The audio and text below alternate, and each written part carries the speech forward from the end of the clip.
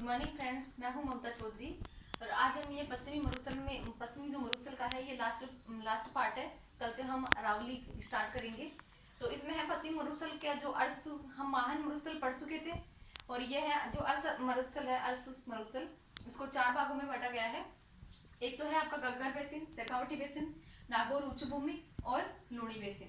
इसमें पहला है आपका गग्गर बेसिन। जो गग्गर बेसिन है वो हनुमानगढ़ और गंगानगर में उपजाऊ मैदान, जो ये गग्गर नदी है ये हनुमानगढ़ और गंगानगर में उपजाऊ मैदान का निर्माण करती है। ये जो गग्गर नदी है इसको मृत नदी भी कहते हैं। और इस गग्गर नदी से है ना हनुमानगढ़ और गंगानगर में चावल और गेहूं की सर्वाधिक खेती होती है। और गंगानगर को अन्न का कटोरा भी कहते हैं। और हनुमानगढ़ में सर्वाधिक चावल का उत्पादन होता है तथा सिंचाई के माध्यम से यहाँ पर और भी रबी की फसलें उत्पादित की जाती है। उसके बाद में जो हनुमानगढ़ जिला है वहाँ पर गग्गर नदी से सेम की समस्या बहुत ज़्यादा होती है। मैंने पहले बताया था पिछले वीडियो में कि सेम की समस्या सर्वाधिक बड़ोपल हनुमानगढ़ में होती है और इस सेम की समस्या के निवारण के लिए जिप्सम का उपयोग किया जाता है। फिर दूसरा आता है आपका शेखावटी बेसिन। शेखावटी बेसिन, इसमें शेखावटी में आपके सीकर, चूरू और झुंझुनू का पार्ट शामिल है।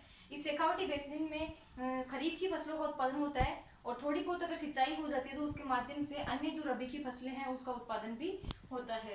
और ये जो शेखावटी बेसिन है इसको कांतली बेसिन भी कहते हैं क्योंकि यहाँ पर शेखावटी में एकमात्र नदी बहती है, कांतली नदी।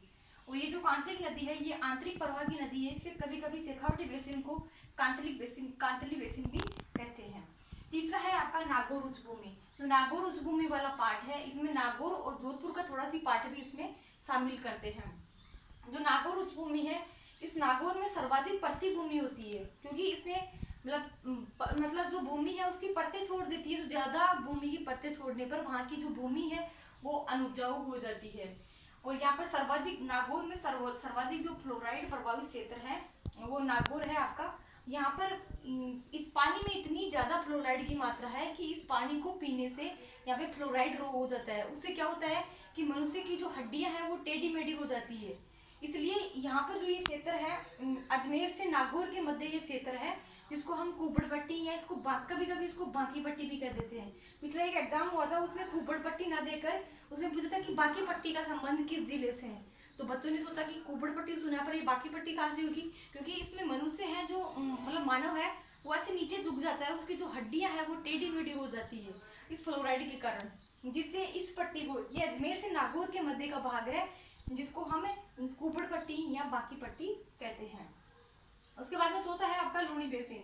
लूणी बेसिन में आपके बाड़मेर, जालोर और पाली का क्षेत्र सम्मिलित होता है और इस पाली के क्षेत्र को हम गोडवार प्रदेश भी कहते हैं। यहाँ लूणी बेसिन में जो मिट्टी है वो लवणीय होती है। ये पश्चिम मरुस्थल की एकमात्र नदी है लूणी नदी।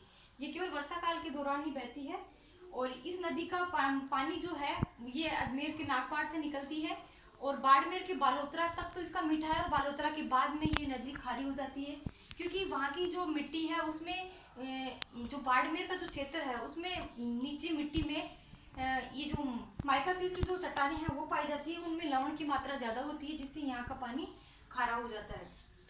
फिर है पश्चिम मरुस्थल की बात करें तो इर्ग, पश्चिम मरुस्थल का नाम लेते ही उसमें इर्ग, रेग और हमादा का नाम ज़्यादा आता है।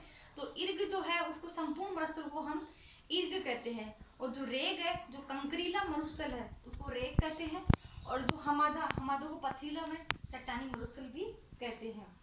ये जो इसमें ये होता है, ये जो आपका पश्चिमी मरुस्थल है इसमें फलोदी जोधपुर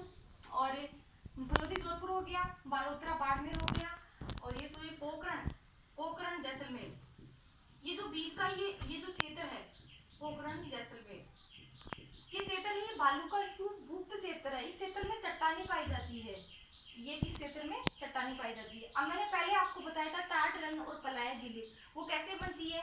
दो बालू का स्तूपों के मध्य जो ऐसे टेढ़ानुमा जो स्थान रह जाता है उसमें उन प्राकृतिक झीलों का निर्माण होता है।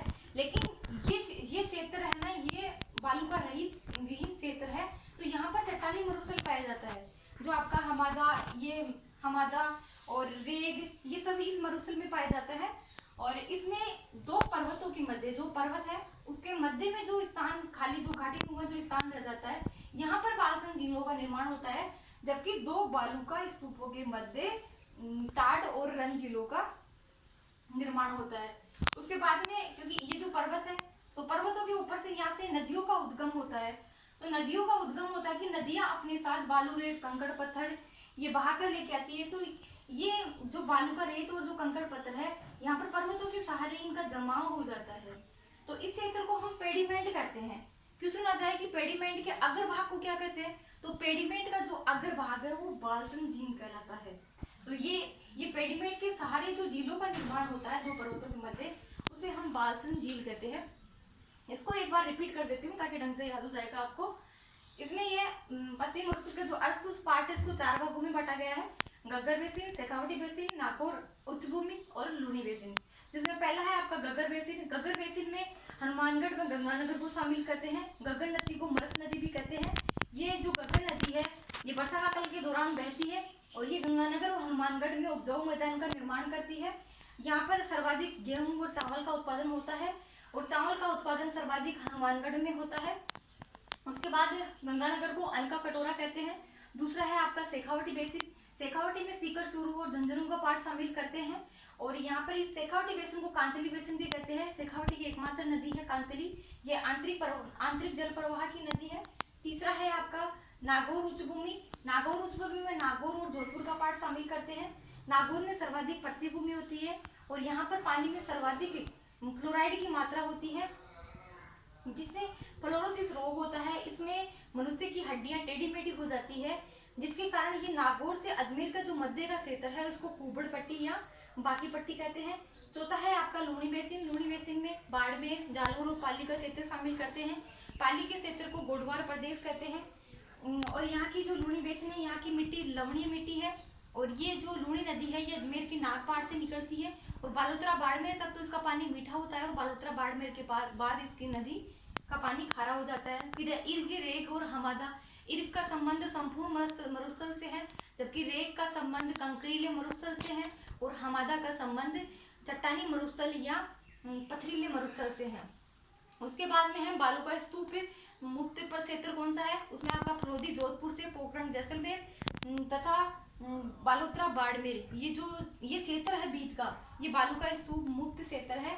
यहाँ पर चट्टानी मरुस्थल पाया जाता है जिसमें यहाँ पर पर्वतों के सहारे जो बीच में है ना बाल्सन झीलों का निर्माण होता है जबकि बालू का स्तूपों के मध्य तो टाड, रन और पलाय झीलों का निर्माण होता है जबकि पर्वतों के बीच में बाल्सन झीलों का निर्माण होता है।